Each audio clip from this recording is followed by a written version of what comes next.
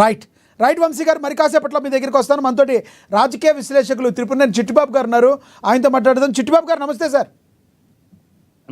నమస్తే చిట్టిబాబు గారు, జగన్ వర్సెస్ పవన్ ప్రజానాయకుడిగా ఎవరు ముందుకెళ్తున్నారు? గతంలో జరిగినవి వదిలేద్దాం, ముఖ్యమంత్రిగా జగన్మోహన్ రెడ్డి గారు ఉన్నారు. ఇప్పుడు ప్రజా సమస్యల్లో పాటుపడడానికి ఎవరు ముందుకెళ్తున్నారు? ప్రతిపక్షంగా ఉన్న జగన్మోహన్ రెడ్డి గారు ఎటువంటి పాత్ర పోషిస్తున్నారంటే ఒక విశ్లేషకులుగా మీరు ఏం చెప్తారు?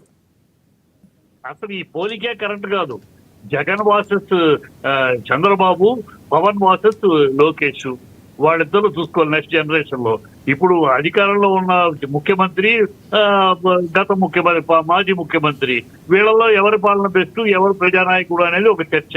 అలాగే రాబోతున్న యంగ్స్టర్స్ లో లోకేష్ ప్రజానాయకుడా లేకపోతే లోకేష్ దాటి పవన్ కళ్యాణ్, ఇది చర్చ.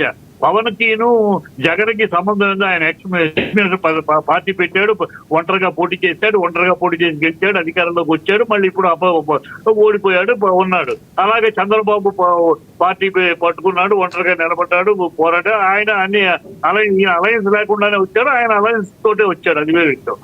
ఆయన గెలిచాడు. వాళ్ళిద్దరి మధ్య పోటీ ఉండదు. పోటీ అంటే చిట్టిబాబు గారు ఇక్కడ ఒక ప్రశ్న ఇందాడు వంశీ గారు అడిగింది, పవన్ కి సంబంధం. చిట్టిబాబు గారు మీరు అడిగిన దానికి కాదు కాదు చిట్టిబాబు గారు మీరు అడిగిన దానికి క్వశ్చన్ అడుగుతున్నా, మీరే మాట్లాడండి. అక్కడ ఏంటంటే పవన్ మాట్లాడినప్పుడు ప్రశ్న అడిగాను సార్. చిట్టిబాబు గారు ప్రశ్న అడుగుతున్నాను, మిమ్మల్ని ఏమంటలేదు, నేను ప్రశ్న అడుగుతున్నా, మీరే చెప్పండి. అక్కడ క్వశ్చన్ ఏంటంటే చెప్పింది విని తర్వాత ప్రశ్న అడగండి. నేను చెప్పింది విని మీరు అడిగారు, అడిగి చెప్పిన తర్వాత ప్రశ్న అడగండి. సరే కంటిన్యూ చేయండి. సెంటెన్స్ మాట్లాడగానే ప్రశ్న అంటే సరే ఇంకో 2 సెంటెన్స్ మీరే చెప్పండి, అడుగుతాను.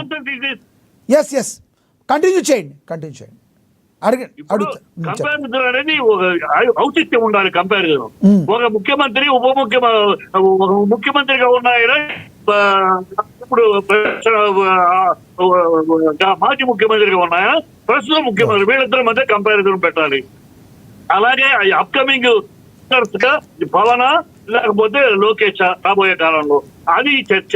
వీళ్ళకి సమస్య ఆల్రెడీ ముఖ్యమంత్రి చేసిన అతనికి ఇంకా ఏమీ కానీ పవన్ కి పోలికి ఎట్లా? పవన్ పోలికి ఉప ముఖ్యమంత్రి, 7వ ముఖ్యమంత్రి, ఆంధ్ర రాష్ట్రం ఏర్పడినాక 7వ ఉప ముఖ్యమంత్రి పవన్ కళ్యాణ్ కదా. జగన్ ఏమో 2వ ముఖ్యమంత్రి పార్టీ రాష్ట్రం ఏర్పడినాక. ఎట్లా పోలుస్తారు? ఊరిని ఏదో మీ పిచ్చాపాటిగా మీకు ఏదో డిస్కషన్ కావాలని పెట్టకపోతే పోలిక అనేది పోల్చేటప్పుడు ఎవరితో పోల్చాలి. ప్రజానాయకుడు అనేది ఆయన ఒంటరిగా ఎప్పుడైతే గెలుస్తాడో, ఎప్పుడు గెలుస్తాడో, ఇవాళ ఆయన 100% అంటే 100% ఒంటరిగా ఉన్నప్పుడు 100% ఫెయిల్యూర్, కలిస్తే కాంబినేషన్ లో గెలిచారు. ఇప్పుడు ఆయన తెలుగుదేశం వాళ్ళు తెలుసుకోవాలి, ఆయన వల్ల తెలుగుదేశం గెలిచింది, నిలబడిందా అంటున్నాడు పవన్ కళ్యాణ్.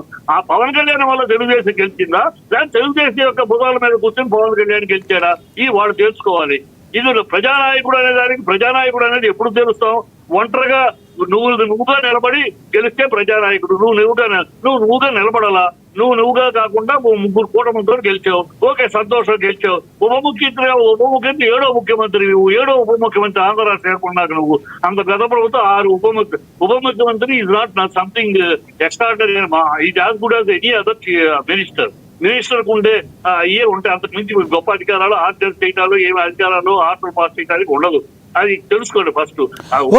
ఓకే మీరు మాట్లాడింది అర్థమైంది. నా క్వశ్చన్ వినండి ఒకసారి. ఇక వినాలి, క్వశ్చన్ వినాలి. మీరు చిట్టిబాబు గారు మాట్లాడారు, క్వశ్చన్ వినాలి. సాక్షాత్తు ప్రధానమంత్రి గారే పవన్ కళ్యాణ్ యొక్క రేంజ్ ఇది అని చెప్పి మాట్లాడిన మాట ప్రధాని నరేంద్ర మోడీ గారు. వినండి ఒకసారి వినండి, నేను మాట్లాడినవ్వండి, క్వశ్చన్ అడిగినవ్వండి సార్. మీరు దయచేసి ఇరిటేషన్ ఫీల్ అవ్వద్దు, మిమ్మల్ని అడిగినండి, క్వశ్చన్ అడిగిన.